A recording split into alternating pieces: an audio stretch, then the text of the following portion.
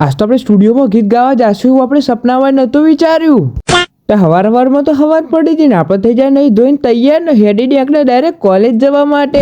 આજ આપણે 60 દિવસમાં 10,000 ફોલોઅર પૂરા કરવાનો 32મો દિવસ. હા કલેક્ટર સાહેબ કોમ તો આયા હો કોક દાડો. બસ આપણે આવી આપણી મેઘના કોલેજમાં તો આપણી કોલેજમાંથી જેટલા જણા મારો વિડીયો જોવું બધા જ તો કોમેન્ટ કરી નાખો, રેકોર્ડ બનાવીએ જેટલી કમેન્ટો આવી. અને એકલી મેઘના કોલેજ નહીં આખા મેઘના કેમ્પસમાંથી જેટલા જોતા હોય બધા કોમેન્ટ કરી નાખો તો રેકોર્ડ બનાવીએ જેટલા જણા જોવું હીએ. આ બેને સવારે ઉઠેવી કોલેજ ના જોવો તો દાડો જતો જ નહીં હો કોલેજ સિવાય તો. गजब बेइज्जती है.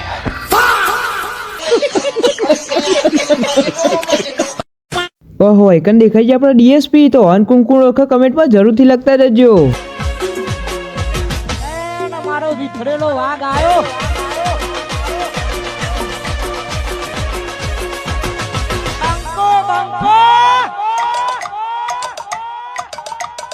તોડી નાખો.